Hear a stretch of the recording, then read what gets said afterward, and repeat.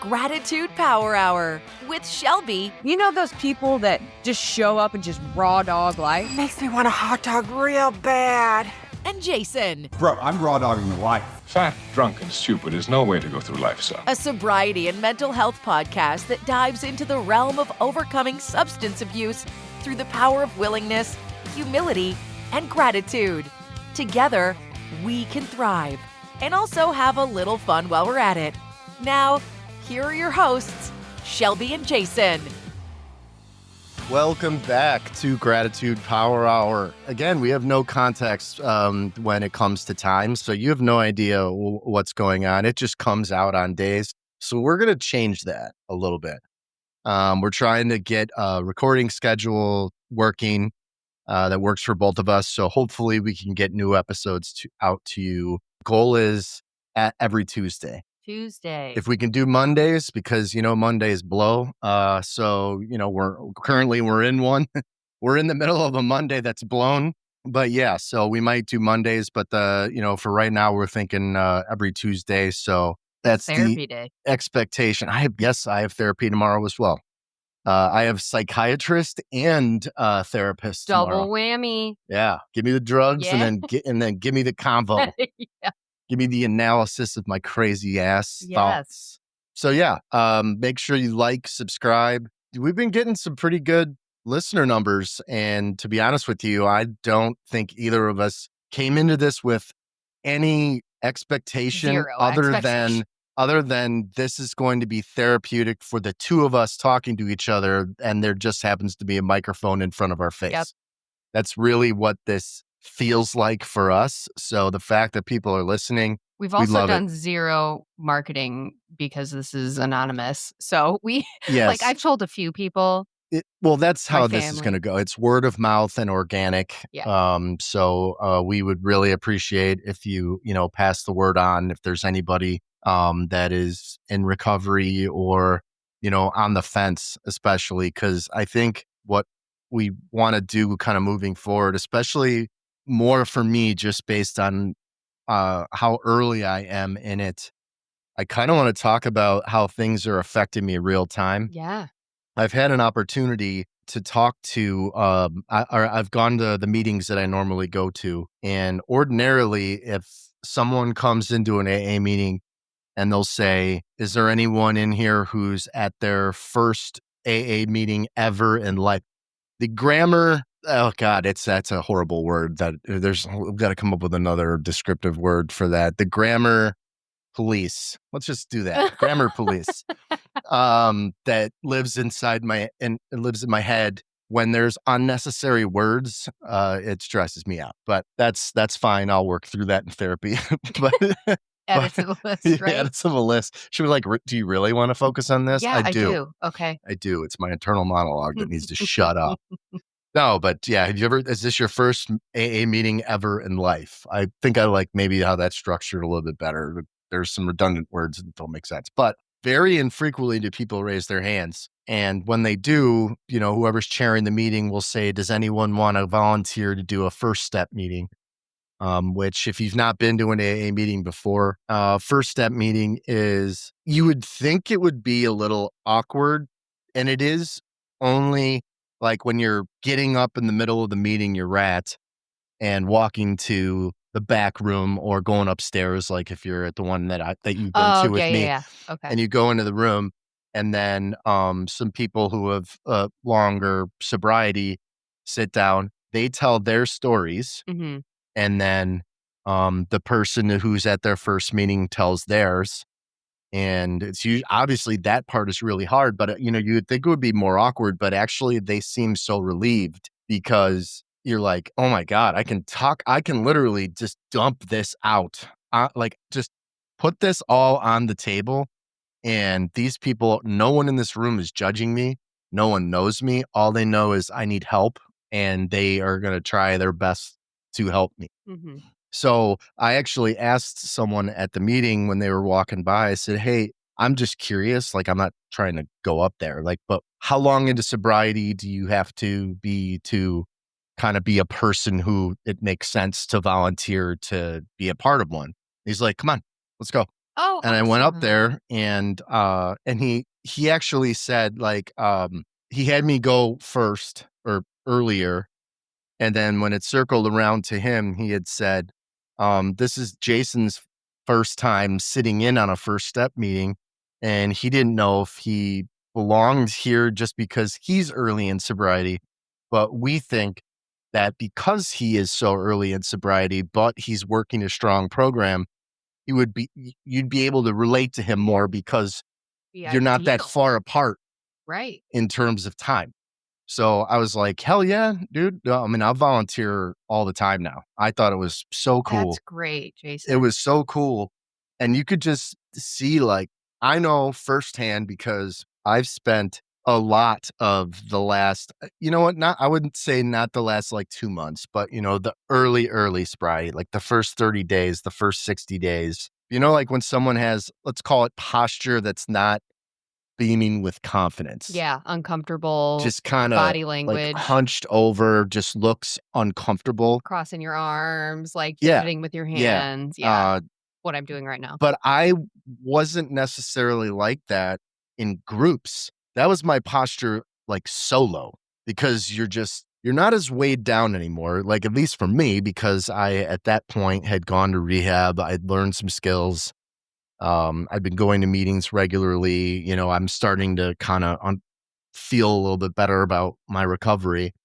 But it's just when you think of, okay, but this, and this got me here, it's hard not to look back on that stuff because when you're sharing these things, that's all coming back, right? So, but now I don't sit like that in meetings anymore. Now I'm kind of, I make sure that I give people like my phone is in my jacket. I don't mess around. 'Cause you've accepted Yeah. that. But like I know how much those people in these rooms help me. So I just give them the attention they deserve. Like I can go play with my phone later. So anyway, that was something I was able to be a part of, and I thought that was really cool. Yeah, and just like being early in sobriety, seeing someone who's in the thick of it right now rather than somebody who's been sober for like 10, 20 years. Like, yeah, that's awesome to see. Like my therapist has been sober for decades, which is awesome, but it's like, okay, that was so long ago for you. Like you may remember how you felt, but like seeing someone like you who is in the thick of it right now and seeing you actively walk the walk and talk the talk at the same time, it gives you more of that pep in your step to like, okay, I can do this. Like it just gives you a more real life example of like, yeah, you can be I can be what you are in 20 years, but like I need what to look up to right now. Right. I still refuse to, and this is a weird thing with me and like compliments and stuff. I don't know. I usually am like, what can I do better? Not thanks. I don't need like back pat, gold star stuff, but I think I probably need to work on that too. Yeah, you do. But, like people who have listened to listen to this podcast have said, it's like you guys sound as I say like, you sound very professional and it sounds like you've been sober for a lot longer than you have. And this is coming from people that I go to school with, that I'm in the recovery support specialist program with, who've listened, my therapist, Mhm. your friends and family who've listened. And I guess there's just a part of my brain that doesn't understand like what they're talking about because I'm not saying I'm I sh don't say that. I sound like I'm 5 months in. No, it's more like I think I actually just believe in and I'm starting to see the benefits. So, as I listen back to these episodes, when I'm putting them out, Mhm. I guess I kinda understand what people are saying, but, like, I don't listen to it and go, "Oh, maybe I do sound a little overconfident or whatever." No, I think it's just because I actually believe it Yeah. and, I'm living it that way.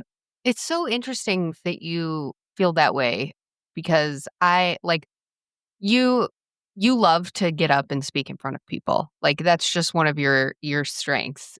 That has never been one for me. Like anxiety, like shaking, sweating everywhere, like just no comfort in in that arena. Yeah. And I know I'm not in front of people right now. I'm, Yeah, but I mean, these shows can go a couple of different ways. It can be like an audio version of trolling where you just spurt out garbage that you don't even believe to incite whatever reaction you get, or you're unprepared.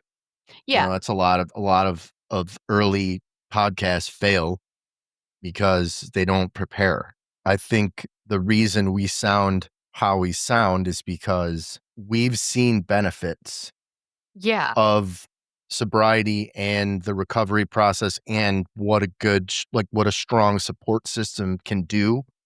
So it makes this just a conversation between friends yeah, instead of right. the microphone's on. Right. Let's talk about Right, sobriety. Yeah, right. yeah, yeah. Like it's not a morning show, Right. But, like, listening like, for work, I have to do in marketing, I'm on video and, like, doing, video interviews and stuff, and listening back to that, I'm so critical of myself and, like, pinpointing little things, and it's because I'm not as confident, but in here, like, when I'm listening back to these podcasts, I'm like, "Fuck yeah, Shelb." Like, because this is, like, the first thing in my life that I'm fully present for. Yeah. And it's, like, the confidence of the lived experience and just it's such a game changer. Like, it's just been cool to listen. Like, I really enjoy when these come out and getting to listen to them in my car and just Yeah. I'm just so proud of us. I've been a part of several. I've helped people get stuff up and running, and I know this is a little bit of a off track, but Yeah, sorry. it can't be sobriety all the time. I watched plenty of them. I listened to plenty of them, and you can tell when someone's talking to another person and they're not looking at them. And I don't mean like there's no camera or whatever. I mean, you can tell when people are doing podcasts and they've got mics in front of them and they're in their own whatever, just kind of going through the motions. Whereas we just hit record and we start talking to each other about whatever. And then when we're ready to go, then just start talking about Yeah. this. Yeah. And funny you say that most podcasts that don't prepare fail. It's like we have no notes, No, no preparation. We're no. like, what are we going to talk about today? What's bothering you? Right. Well, and I think that's how this is going to go. Yeah. The more we've gotten, any communication that we've received. Oh, you know what? I actually think at the very end of the last episode, I said, follow us on social, and we were laughing, and I didn't say what the social was. So that's awesome. But yeah, we're on the, I'm not calling it X. We're on It's Twitter. Twitter. And yeah, it is gratitude, power.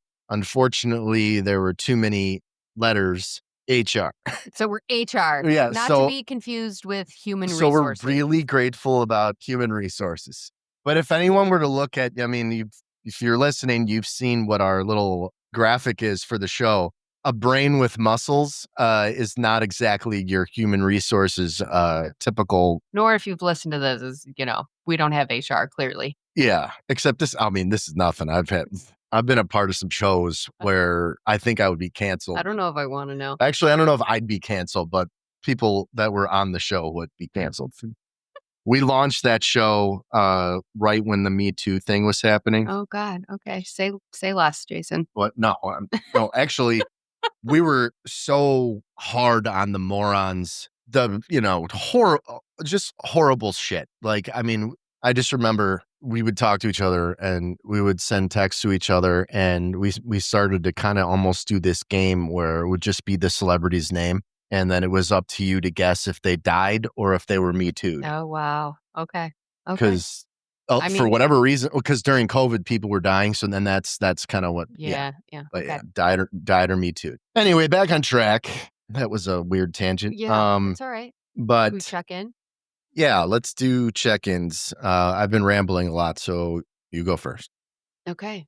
My mood rating today, I've been kind of in a pissy mood all day. Probably a 70. As we're speaking, it's going up. Yeah. Knew that would happen. But yeah, 70. Willingness, probably about an 85. It's hanging in there. Emotions, still apathetic, not really caring, annoyed. That's about. And excited. Today is my 1 year sober, completely 100% sober anniversary. 1 year ago today was the day. But that was when you were only smoking weed, right? Yeah. Yeah. Okay, So it's been one year 2 since I years stopped without smoking. alcohol, 1 year without weed. Yeah. It'll be 3 years for alcohol in September. So Okay. we're like 2.5 years of alcohol. And yeah, today's my 1 year sober weed anniversary. So yeah, that's pretty big. Yeah, it is. Yeah. Feels good. What a way to celebrate. Yeah. Sitting in a basement on a Right. mic. It's kind of like, I mean, I put it on my calendar. So like I saw it, but I think just my pissy mood, it just like, it wasn't at the top of my brain. But yeah, I did it. It's cool. Congrats. Thanks. 1 year without marijuana. Without marijuana. That's good. Yeah, that's about all I got. How are you? I'm all right. We're before I get into my stuff, if anybody wants to shoot us an email or hit us up on Twitter, let us know about your milestones. Yeah. Let's Let's celebrate we want with to you. celebrate with you. We're not, we don't have to, this doesn't have to be something where we're going to bring up your name or bring it up, but we do want to acknowledge that people are reaching out and celebrating, Yeah. working a good program and well, hopefully, but because we've talked about before the difference between being sober and being dry, but like, yeah, man, let us know your milestones. We'll give you a virtual chip. Yeah, we should.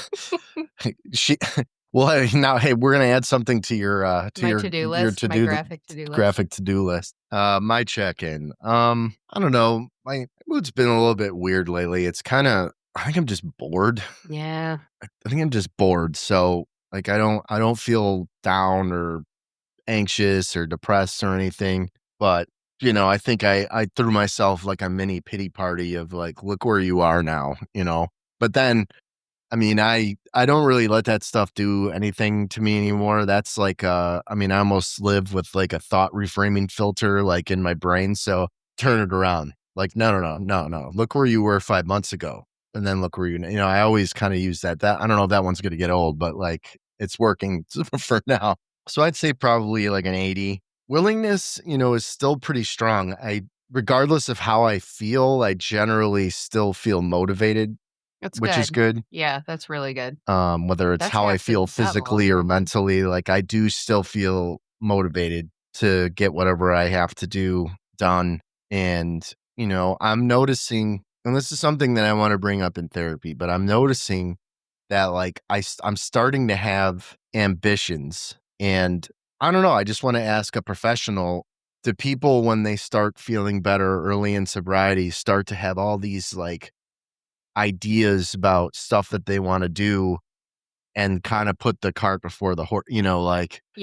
and these aren't like very elaborate things, but it's kind of like, we love doing this podcast, but I would like to be able to get something started here to where we can have like sister shows and people who maybe talk about a specific niche or Yeah.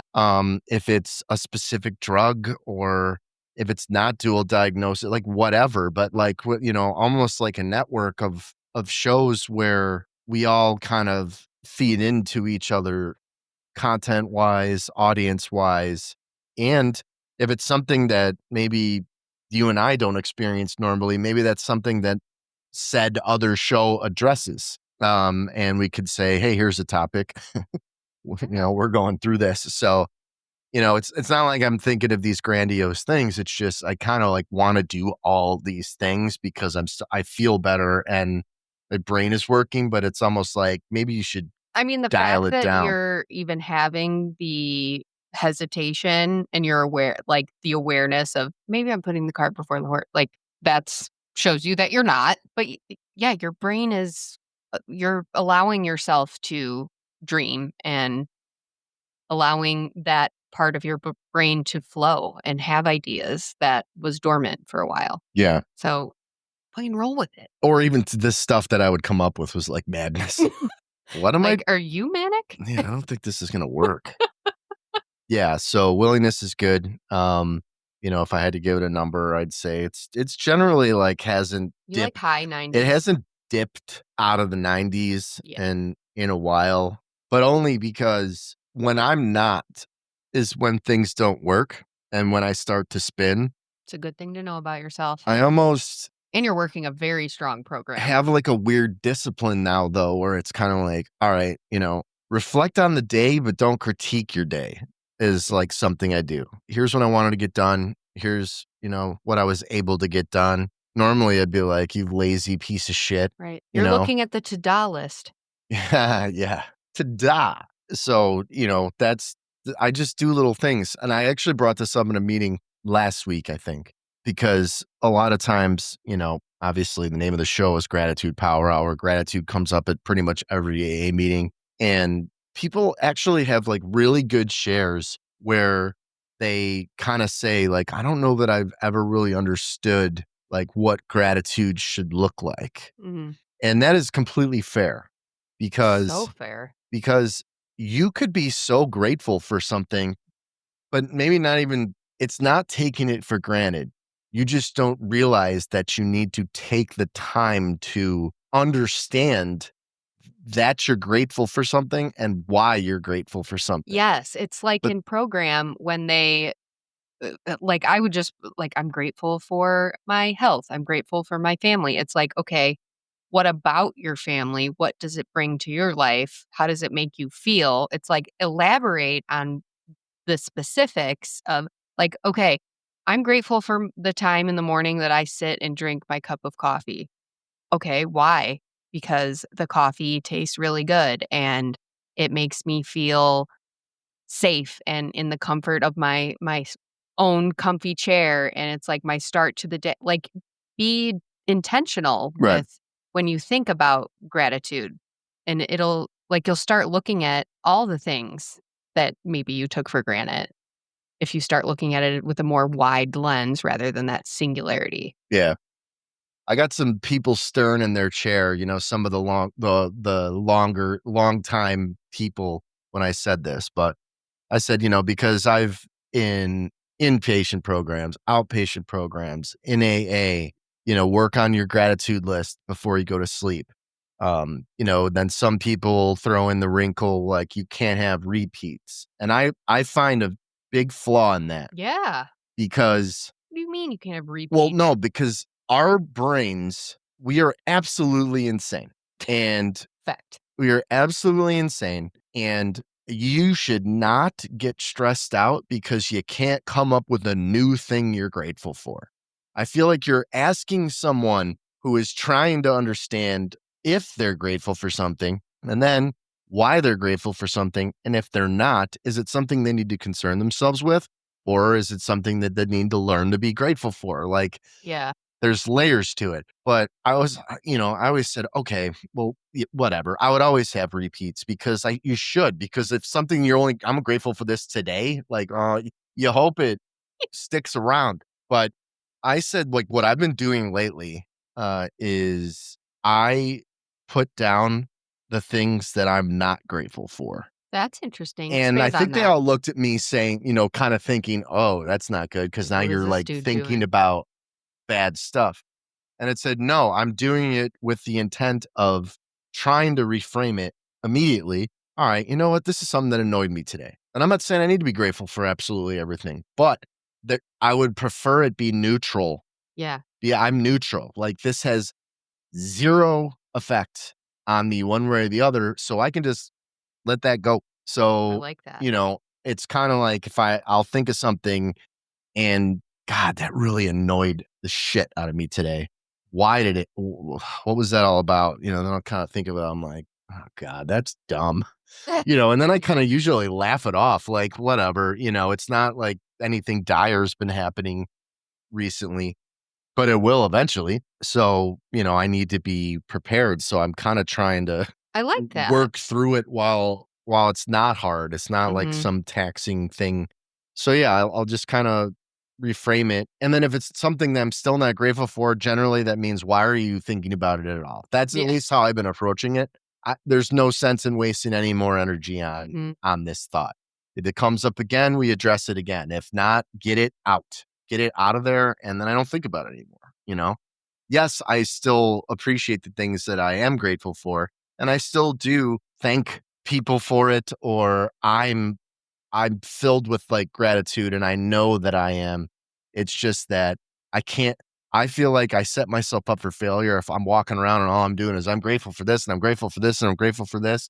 And I ignore things that are potential landmines and then they stick in there and they don't get thought about one way or the other. And then one bad thing happens and then all that shit's in there. Yeah. So I'm just trying to like be realistic, like be grateful, but be realistic because not every day is great. It's just not, and sober or not, like that's just Right. not how life works. It's not reality. I'm Yeah. grateful for that perspective and you sharing that.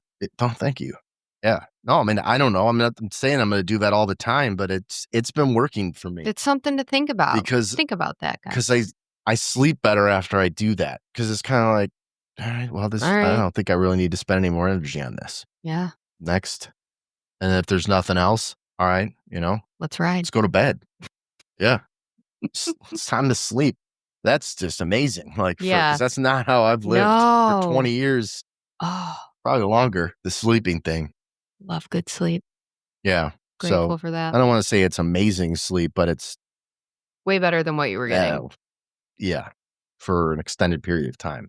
So that being said, we kind of, this one's a little all over the place. Yeah, This episode, half-hour I think. intro. Yeah. Well, it's not necessarily an intro. We did Yeah, talk we're about some stuff, talking but about some stuff. I think we'll put off. We're going to talk about pause in another episode. I think, and that's the post-acute withdrawal syndrome that you go through. That could be anywhere from a couple of months to 2 years. Like the more I'm learning about it, physical and mental stuff. But that I think we'll cover that with probably in the next episode. The one thing that I brought up to Shelby and brought up to my therapist and brought up at meetings is something that I noticed that I'm having a little bit of difficulty with lately. And I guess here's the premise. So, I mean, for 5 months, I've gone to inpatient. I've gone to outpatient. I've been going to therapy. I've been on medication. I do, I go to AA. We do this show. I'm going to school to learn more about how to help people who are in recovery. When you say it out loud, that's a lot. It's a lot, but it's also It's good. it's all very insulated. Mm-hmm. It's all very protective. So I'm almost 100% of the time around people who are either in recovery or are a part of my support network. But I'd say a bulk of the time is people who are in recovery. That's who I'm around, which is by design. But I'm noticing, and this could be people I've known for 40 years or just some random group of people, whatever, that are not in recovery. I am very apprehensive about putting myself in that situation, which is out of character for me, just in the sense that I'm very like, if you put me in a room, I'll talk to anybody. I can still do it, but I almost feel like I'm pulling my punches a bit. Like not like I'm hiding anything or I'm lying. I don't know. Maybe I am like, I'm afraid I'm going to start lying just out of, because that's what like I not did. being your authentic self, because your authentic self right now is soaked in sobriety and recovery. But also, I think a big part of it too is, you go into an AA meeting and you could just unload. Yeah. I'm not doing that with like a group of friends. I could, but it's like, I'm not doing that to them. Yeah, not the audience. But also, it's almost like, okay, what? I'm too comfortable in my sharing because that's all I do. That's what we do here. That's what I do at AA meetings. That's what I do in therapy. That's what I do at aftercare. Like all the above. It's share about all the shit that got you to where you are today. Mm-hmm. And, that's a lot of shit. I don't want to put that on people. So I'm almost like a little nervous to be around people because I feel like I'm going to like word vomit a bunch of recovery stuff, and it's kind of like, especially if I haven't seen him for a while, it's like, geez, I didn't know. And then I'm like, no, that's not, I don't want to do that to people, but I also like, I almost can't stop myself. Yeah. Right now, I can't stop myself because every room I walk into, yeah, that's what I'm doing. Yeah. So I've been, I felt I don't know. I just feel weird about, some people are reaching out or like they want to like get together and I'm like, "Ugh, I don't know. So I'm trying to work through that. And an example of that is a group of friends that I've known for forever. I mean, since we were young kids, they all have families and kids and stuff. So they have very busy schedules. And there was a text chain that started going around probably like a month ago Mm. that I'm on, but it's a lot of GIFs and whatever, Yeah. it's kind of like what, I generally don't jump in because then it starts up again and it's like, oh my God, like, Here we go.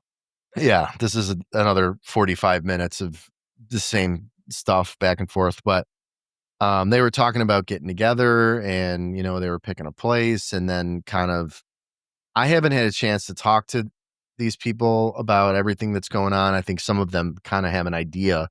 But it's not like I'm texting people, hey, Like, here's the update. yeah, I wouldn't want to get a text like that because I would instantly feel so bad that I Yeah. wasn't there. Yes. So bad that I wasn't a good enough friend to see this shit. Right. But like, you don't think that way about them, do you? No, Exactly. no. But that's just how I would react if I received an out of nowhere text. Right. Jesus, dude, I am so, you're immediately like, What did I do wrong? But it's like maybe it's like they just weren't comfortable. They were doing their own thing. yeah. It's that thing where you're thinking people are thinking you're a shit friend, but it's not. And I don't even think but I mean, that's just, I'm at least I'm glad that's a reaction, instead of being like, well, yeah, you are a fucking alcoholic. Right. No shit. Wow. Not surprised. Yeah. Let me get this straight. You just figured this out when? I knew it about 1998. Also, I am too, but I'm Yeah, not telling I'm not anyone and I'm not stopping. Yeah. But, they kind of decided on getting together and it was, it ended up being at a bar. This was Saturday night. And I had kind of not been responding to the text chain because I was just like, I don't really know what to do. So a friend of mine that was the best man in my wedding that I've known literally for, I think we met when we were 4. So it's been a while. He's like, hey, are you, I know you haven't been like saying much in the text chain. Are you going tonight? And if so, do you need a ride? And I was like, I need you to do me a favor. If you could just tell everybody this and please feel free to reach out and we can connect and maybe meet up or, maybe next time we can do like a dinner instead of like going to the bar. Yeah. But no, because honestly, So did you but tell him? basically I said, no, I mean, and he's kind of aware. He lives right by my little brother and we, like some of the friends know I don't think they are fully aware of what's happened, what's Recently, transpired over the last 5 months. Yeah.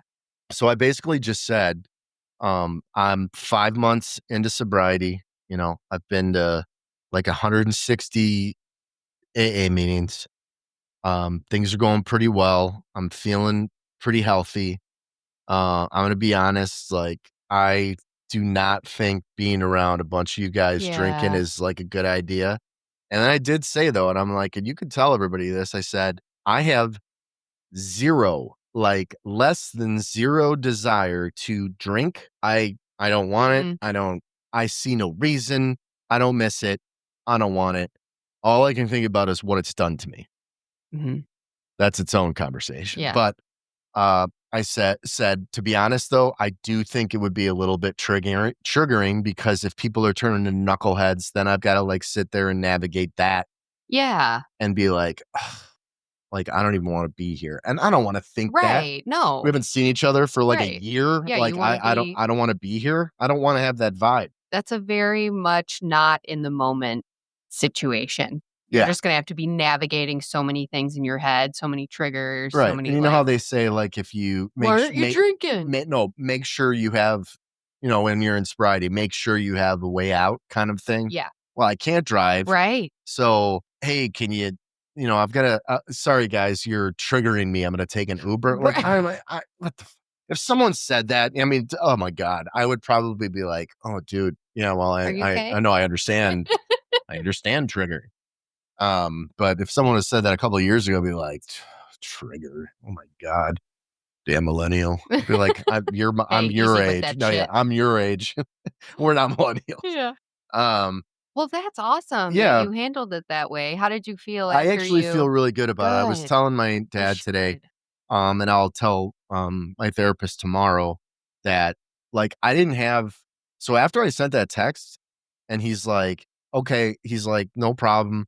I'm just glad you're getting healthy. Like I'll reach out like, soon Yeah. and we'll, that kind of thing. And I said, awesome, man, thank you. And I don't know if ordinarily that would have been maybe like a blow off text or something, or when I was fully drinking and stuff, it'd be like, yeah, I'd come up with an excuse so I You could drink by myself yeah. because I wasn't drinking socially Mhm. anymore. But yeah, I didn't have any anxiety about it. I just kind of I said it, Confident. put the phone down and moved on. Moved on. Yeah. Yeah, like I didn't even give it another thought until my dad said something to me today. That's so I'm Because proud he of said he was you. talking to my brother and, I heard that everybody went out to dinner and I said, yeah, I didn't think it was a good place for me to be, you know? That's huge. Yeah. So, I'm so proud of you. yeah, And that's, just executing a boundary like it's no big thing. yeah, Because it's not. It's right. not. And every single one of these guys would be, or I obviously didn't hear firsthand what they said about it, but I'm sure it was good for him, Yeah, that's you know? all it was. Yeah. So I don't, Yay. yeah. So, that was, I guess maybe as I'm talking about it now, I feel good-ish. I don't know. I don't really know what I'm experiencing right now, but like, it just felt like what needed to be done. And I did it. And And then you I did didn't it. think about it, Right. you know? It didn't turn into a thing because it's not No, a thing. no. And this is definitely one of those situations where if it was a thing, it's me. I'm making it a thing. Yes. Yes. 0% of them would have said anything negative. No. Like I know these people. Yeah. So, That's a win. yeah. So that's one thing that I brought up to Shelby that we were going to talk about today. We've got some time left, so there's something that I wanted to bring up on several episodes The that suspense is killing me. I keep forgetting.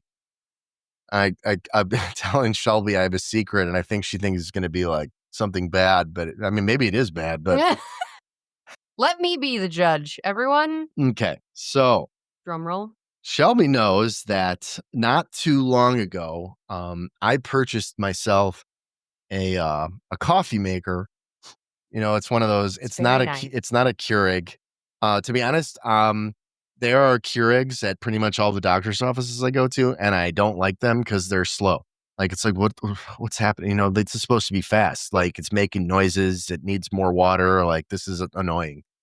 So I read about 3,000 Amazon reviews and made a purchase. Anyway, I just started buying like 12 packs or 24 packs of the pods of different flavors. And these all sound amazing. Like the description sounds amazing. And they're not like crazy exotic, but I mean, one of them was like dark chocolate hazelnut. I'm like, this is going to be delicious. This is good. It is pretty delicious. I'm not going to lie. But I'm like, I can't, no matter what I try. And then I just bought the McCafe brand or whatever. You did I did. not. So I bought the McCafe, and that was like, I'm like closer, and I'm like, what are you saying? Like, what closer to what? What is going on? Why do I want McCafe?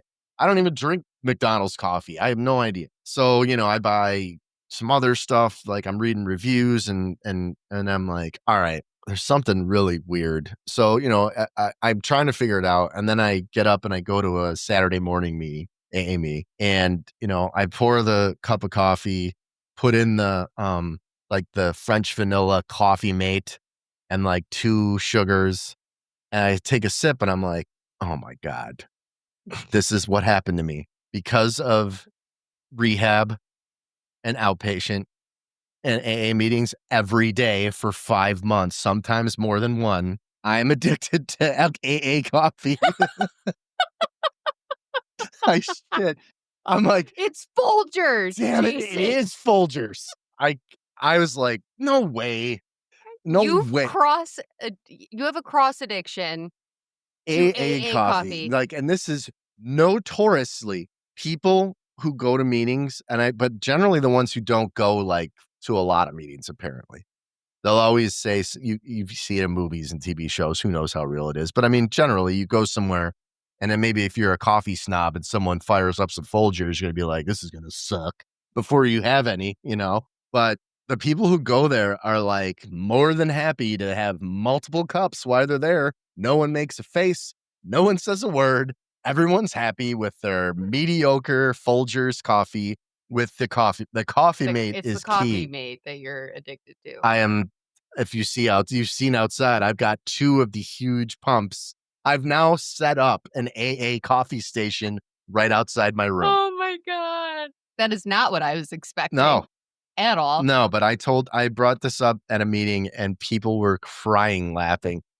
I was like, but I had a longer buildup because I'm like, I'm buying top Keurig brands, Yeah. I'm like, all right, no, man. I mean, it's fine. It's okay. It's weird not fucking Folgers. And then I'm like, no, but I'm not, I still don't buy, I don't have Folgers, but I figured out it's the formula. It's not the sugars. It's not the Folgers. It's the formula. Uh, So I bought here the what the hell? It's like some hilarious word that I was like, is this a real thing? It's like, the sugar and the raw, yeah. but it's like, what is it, like Turbinator or something? Is it tur? I was like, it sounds like a Terminator sequel. Like what? The brown paper bag? Yeah, that one. Yeah.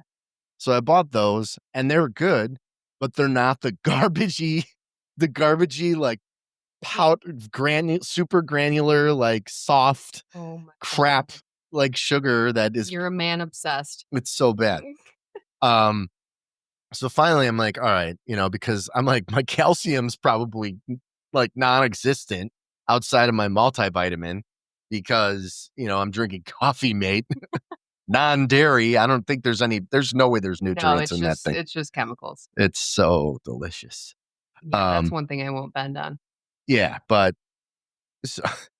so I did find that I think I sent you the picture. Yes. And it's called the coffee brand.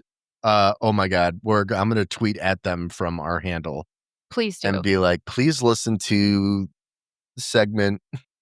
This will be 5. Yeah. No, but I mean, at this time into the show, it's called Wake the Hell Up, is the name of it. Sponsor us. It's outstanding. And yeah, if you have a problem like I do with 1 cup for the whole day used to be like more than enough. And then you go to rehab and now your body is like, please give me caffeine to function. That's something I need to fix too. I have 2 to 3 a day. I needed stronger coffee and this does the trick. But instead of buying the sugar packets, I bought that raw honey. Oh yeah. Yeah, I do remember. So now on a honey now kick. the sweet nectar I fire up in the morning is Wake the Hell Up. All natural. Wake the Hell Up K-Cup, some French vanilla Coffee Mate, and a little bit of honey. And a smile on his face. Yeah. Oh, that's great. And it doesn't even give me the shakes. That's fantastic. Yeah. So, yes, friends, it might happen to you. You might be so confused when you go to a friend's house and they're like, we've got a French press or, whatever. Don't hate. No, it's fine that you do. But I'm just saying, and you're going to be like really excited about it and then really underwhelmed because you've been consuming AA coffee for because your body is like, actually, this is funny. This just occurred to me right now, but think about He's cracking himself up. I am. Because think about if you like go to a friend's house or whatever and they've got like fancy coffee and you just stop talking. And people are like, what's wrong? Is there something wrong? Be like, I don't know. I just don't feel like sharing. It's because the coffee's wrong. Yeah. And someone is like, hold on. This could be an SNL skit. Like, seriously, be like, hold on. And they run in the other room and make some Folgers, but like too much Folger. Like, that's what it is. Yeah. It's either not enough where the coffee is like, what color is that? That's not good. Or it's like sludge. Yeah. But yeah, man. Be like, oh my God, he gets like this when he doesn't have his Like AA this. coffee. My gosh. Oh, 165 days of AA coffee Oh, yeah. does the body good. Right. But now I'm able to replicate it Thank God. mere footsteps from my bed. Literally. On the other side of this wall is my coffee station. Fully equipped with French vanilla pump coffee mate that you can only buy at Office Max because it's not sold in stores because it's huge. It's an industrial size Yeah. pump. Yeah. I've been using it for like months and it's still heavy. I'm like, yeah, dude. It's going to last you until 2027. No refrigeration needed. expire. Not terrifying. Oh boy. Yeah. So that's going on. So that's happening here. Yes.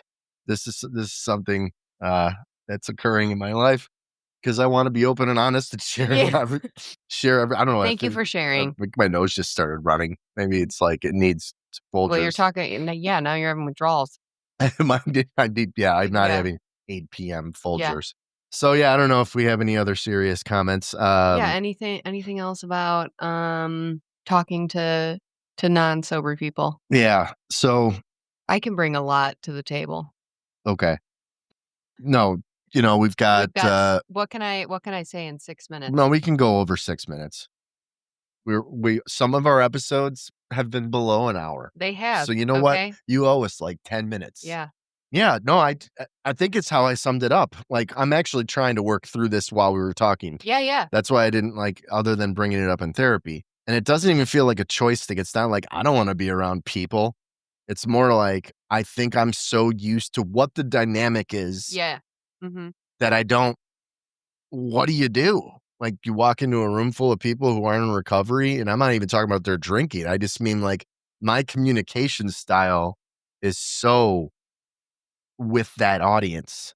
Yeah. And mine is not. So I think that's a good comparison because I do have like my in-law side and my husband, I'm like very like you. I'm just sharing, dumping. There's just no filter. Yeah. But as I've mentioned, they just aren't they've never been people who drink a lot. Like they're very moderate. I mean, since I've been so like I can't remember the last time somebody has had like a drink when we're there. But like my side of the family, like they still drink regularly. That's how I was raised and that has not changed. So I feel like I naturally just have this filter because it's not even, I've been open about like they knew I went to program. They knew, I was having issues, but I would always get like, even from my best friend, I would always get like, well, you don't have a problem. And it's like, because I was drinking the same way that they were drinking, Oh, So you it's don't like, see it then. yeah, but it's just like, I have this like tiptoe filter because if I say the things that I'm feeling in my relationship with alcohol, it's like calling out their use in that same, like saying, I was using the same way that you were using, maybe a little, worse behind the scenes, and I thought that was a problem for myself. So it's like me indirectly saying that you have a problem. Yeah. So I'm just not open and they don't ask anymore. That was kind of an issue throughout program as well. I think they just didn't know. They were ignorant to like how to support in that way.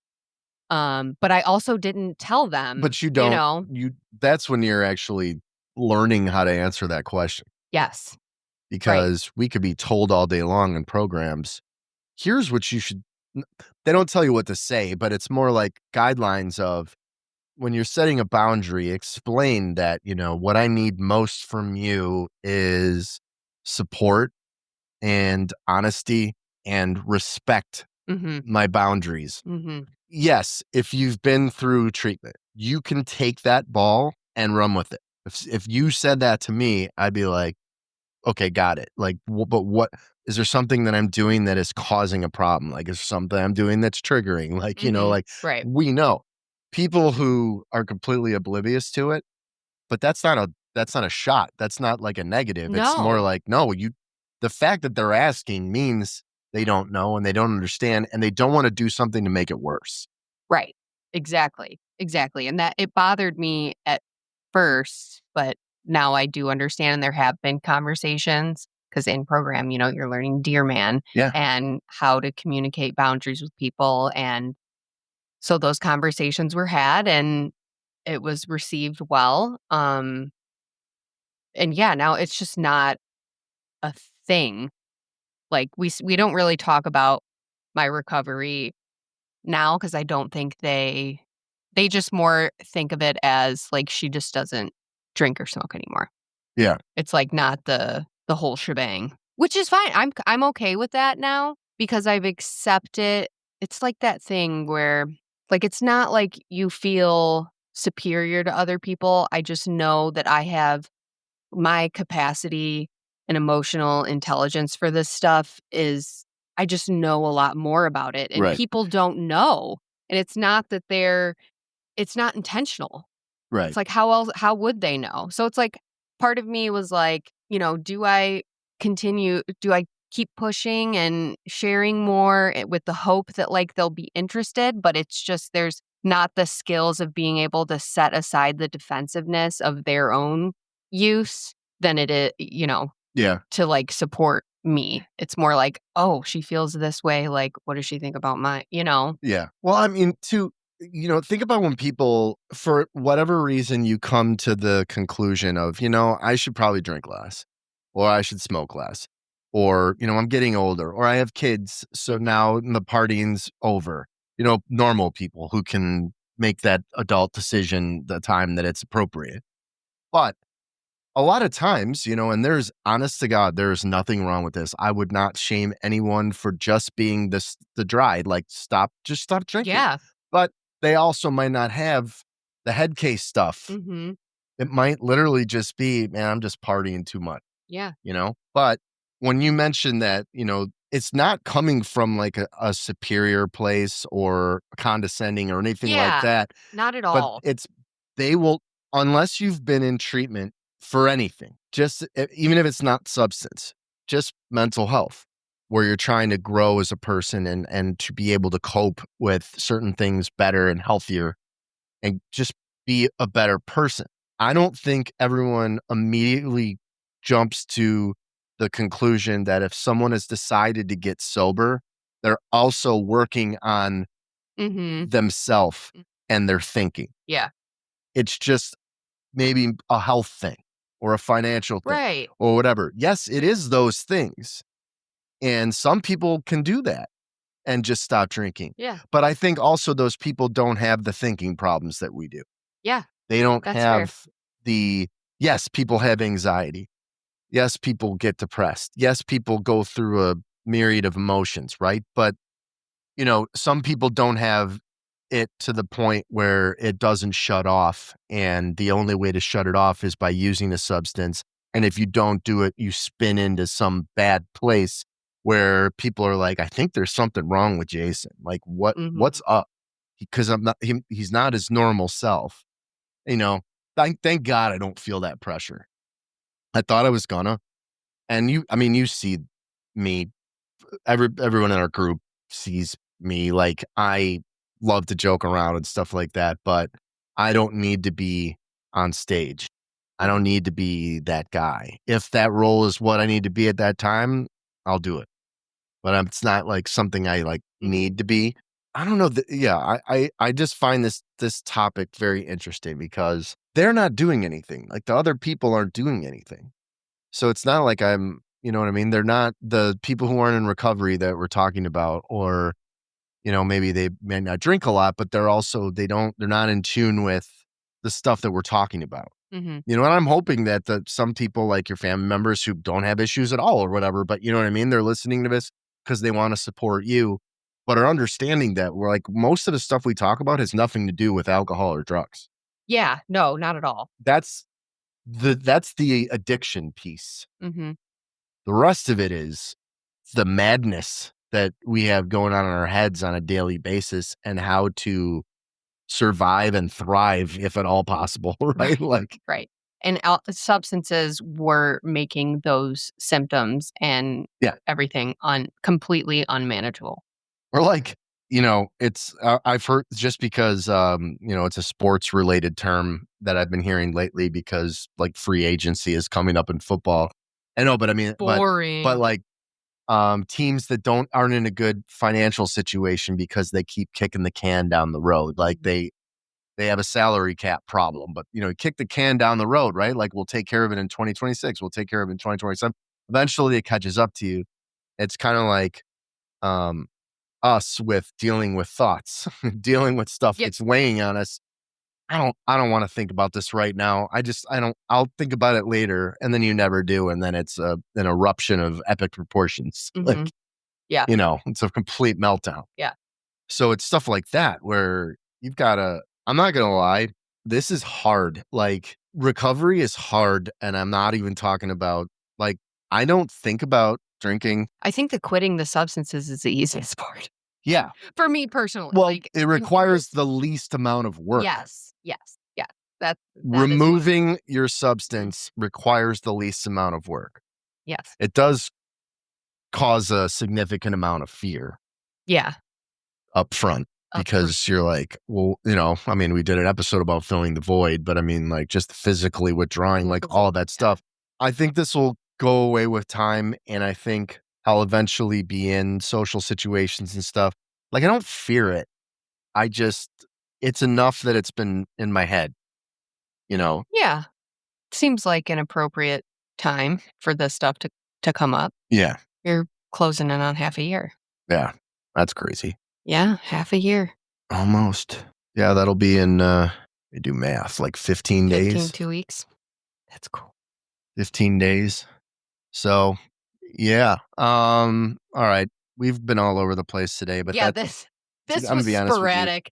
Coffee, things. You know what? I think that sometimes we need a little bit of break for people to laugh at the ridiculous shit that goes through my head. And I think it's symbolic to the kind of weird day we both had, but Yeah. all right.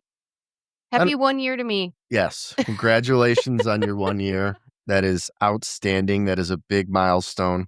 Hey, I mean this fully. You were a big part of getting me to this point. How so? Just having other people, meeting other people who are going through similar things. Like quitting weed was a lot different for me because with alcohol, stopping that, at least I had weed. It was like, this was the first time, okay, honey, the mask is fully coming off.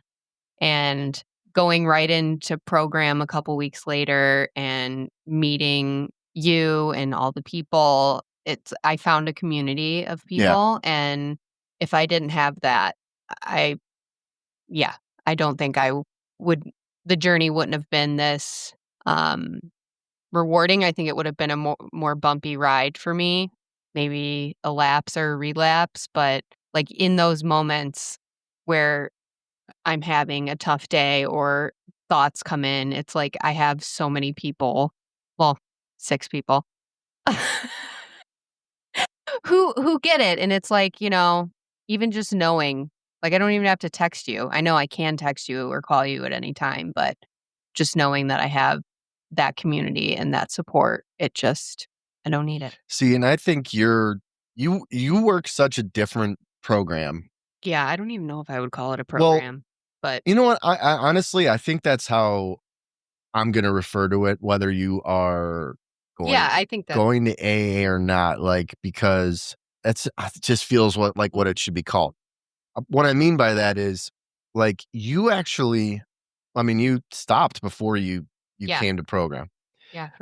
And you white knuckled Mm-hmm. stopping drinking, but you apply all the stuff that we learned better than I think anyone I've ever been in a program with.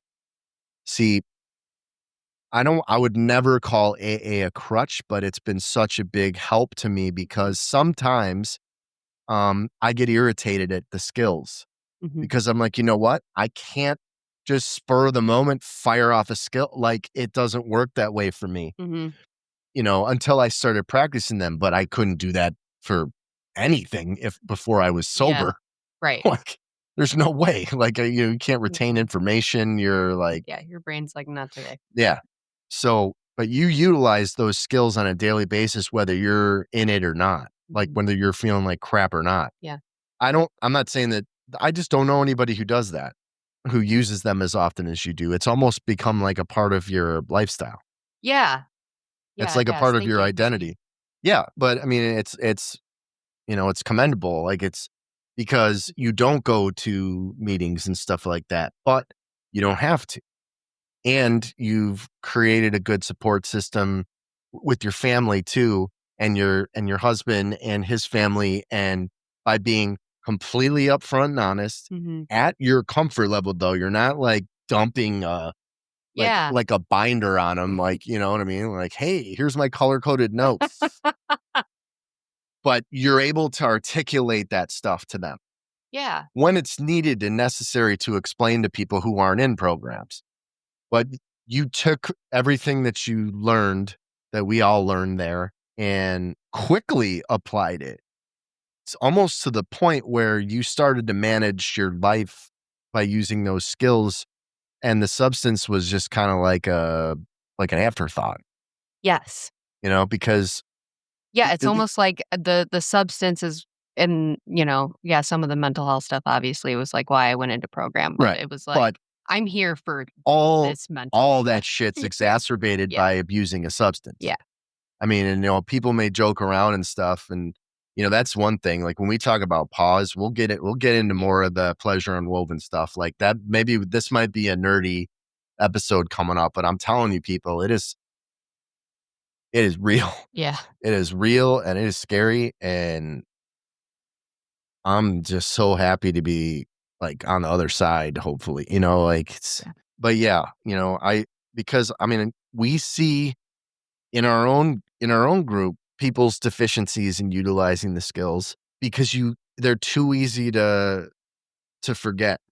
Our Yeah. default coping mechanism, substance or not, is to catastrophize everything. Enter cognitive distortions. Everything.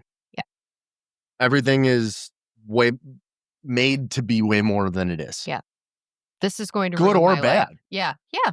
Like, it's almost like mania. It goes both. It Yeah, really both is. ends. Yep. It's almost like mania. When you you Yeah. go to like a mental health visit, and they'll be like, have you ever suffered from bipolar? And you're like, no. And then like, it will explain Follow-up it to me. And I was like, no, I've never ever had I'm happy for 3 weeks, and then I'm like under my bed for a month. Like, I don't have the ebbs and flows like that. Mine is more like mood swings, but they're rapid. Yeah. But like, it's so easy to be like, and I am noticing, I pay attention a lot at meetings. Like, I'm noticing people they're using it as a crutch a little bit. And that rubs me the wrong way, because I'm like, you can't like come. I mean, yes, you can, but no, you come to a meeting and you say all this stuff, and you talk about like how it affects you and what you've been using and how you work with your sponsor, and you do stuff like that. But when I start to see it as a pattern, and it's like, well, it's almost like a broken record, because you hear like the same thing. It's kind of like, well, then that needs to be addressed. Yeah. And that, everything I just said in the last minute sounds like I'm being all high and mighty, and I think that's kind of how that came out. I just mean, it comes from a good place. Yeah, I just mean, we're almost spoiled. Mm-hmm. I think we're spoiled. Yeah. Because not everybody had our experience with program of any kind. Right. And what works for one person does not work for everyone. Like, our program where we met, like, that was it for me. It worked for me, changed my life, but it was different for you. Yeah. And now AA is what's changing your life. But see, like, and this actually, we can wrap up with this thought. This actually helps me circle back to something that you said a little bit earlier about like the inspiration we get from and support we get from each other. Mhm. But so, yes, you and I had different experiences in program. But that was where we were mentally Mhm. at the time, what was going on leading up to it, what was going on during it, and what happened immediately after it. Right. So I didn't get the best experience there because it's not exactly what I needed at the time. Exactly. But I didn't know what I needed Right, you until didn't I know. actually experienced it down the road. Mhm. But I look at how much it worked for you and some of the things that you just bring up that have almost become like your, like seriously, it's not even a mantra. It's literally like, this is what you do to function. It's literally a part of your like daily process It is, yes. every day. Like anytime we communicate, I can tell like where you're at. Like, I almost feel, and you're not even checking in, but I can tell by and this is text, people. He knows. When you're close, no, I can tell tone in text when you're like stuck in the mud. Yeah. I can tell. Mhm. But I'm just saying, like, for me, I just stopped putting pressure on myself. Like, there's no one size fits all. There's no Band-Aid fix. There's no fixing, period. There's just working and practicing, working and Yes. practicing, working and practicing. And knowing that failure is a part of it and Yes. not getting so down on yourself when you don't do it a certain way. Yes. Like, that's where the cycle continues. It's like, okay, this isn't working for me. What else can I do? Pivot. Yeah. But with clarity, see, then I use you as an example in my head, and I'll be like, okay, because I know like that's a lot of the thought reframing stuff that I do. Like I got from you finding success in it. Mhm. Because I could read it in a book all day long, but Right. I have firsthand Yeah, knowledge yeah. from someone that I love. Mhm. So it's not even inspiring. It's literally like, okay, because whether we are going through different stuff or not, which we are, like from an addiction standpoint, mental health, everything, history, all Yeah. that stuff. Yeah. Like we have, I don't know if symbiotic's the right word, but our group has a relationship where we've gone through something together. Because it's kind of, when you enter in, it's everyone might be in a different scenario. So trauma is a strong word, but I've now learned Mhm. how intricate and different the definition is. So if people get asked, they'll be like, never, because they only Wrong. know it as some horrible Right. life altering thing, not tiny little things that add Somebody up. said something to you one way and now it's Right. And it shaping was the way you never think of addressed. yourself. And Yeah. it's just Yep. Just sitting there. sitting in there. Yeah. But so like I see you put it into practice and I'm like, okay, so now I like have enough clarity where I can see what works for people and I don't force it on myself, but I'll see how I can make little things work. Yeah, it's like a puzzle. It is. It really is. It is. Because I've gave up trying to figure out my brain a long time ago. All I want to do is understand how to approach stuff with a healthy lens. And if something feels off, figure out why it's off. Yeah. And if Knowledge if is it's something I power. can't fix, I bring it up with a professional, Right. Exactly. or I swear to God, I do this. I'm like, do I need to care about this? Like, is this something like, Chances are no. like if I decide in my head that I need to move past this because this is not something that's ever going to get better, it's never going to get worse. It's just an annoyance, and all it does is annoys me, and there's no fix. Mhm. But I'll bring it up to sponsor. I'll bring it up in a meeting. I'll bring it up to you. I'll bring it up in therapy. If nobody has an answer, it's probably because why are you spitting out about this? If people are like open mouth staring at you, like, yeah, I know. All right. So on that note, open mouth staring. That's what I'm going to name the episode. No, I'm just Please kidding. do. No, I don't know what I'm going to name this one. Yeah, I don't know. Maybe that we don't have a name for this, but please listen. Well, if they're at this point, they have listened. I meant that's the title. Oh, okay. It's all about communication, Yeah, folks. it is. All right. Well, thank you guys for listening to us ramble on and on. I'm not going to lie. This isn't this is more like a fever dream of an episode from my brain, but deal with it. Yeah. I have mental health issues. We have mental health issues. This isn't a okay? crutch. This is a fact. Yeah. I have been called insane by many people, and both in and out of treatment. So It's all good. I believe it. But yeah, thank you for listening. Send us an email if you want to, again, share in a milestone. We'll give you props. Questions, stories, anything. All of the above. GratitudePowerHour@gmail.com. Like and subscribe to the podcast. Follow us on Twitter at GratitudePowerHR. Send to a friend. Yeah. Send to your mom. Why not? Yeah. Go buy some Wake the Hell Up coffee and Or Folgers. Or Folgers. There's a sizable difference between those two. It's the coffee mate that just muddles it into something else. Yeah. So, all right. With that being said, we're gonna head out. But like I said, the goal is, we've got a couple episodes to release, but the goal is to kind of start doing the Tuesday thing. So subscribe, you'll get the notifications. Let everybody know to listen. He did that so we can say, see you next Tuesday. Oh boy. Yes. See you there. I'm glad that you said it. Was yes. Huh. God love you. Grateful for you. Let's have a great week. That threw me off. I don't even know what to do right now. Yeah. What do we? You know what? Actually, yeah. Let me move past that for a second. His head is in his hands right now. He can't focus. Yes. No. Okay. Friends, do two things for us before you listen to the next episode. One, be kind to yourself, please. The two things that I have the hardest time doing are asking for help and giving myself grace, showing myself grace. And now that I've been doing that, life's gotten a whole lot better.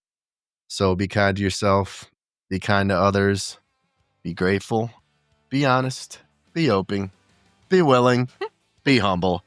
Be humble. Gratitude power. All right. We'll see you guys next week. See ya. Bye.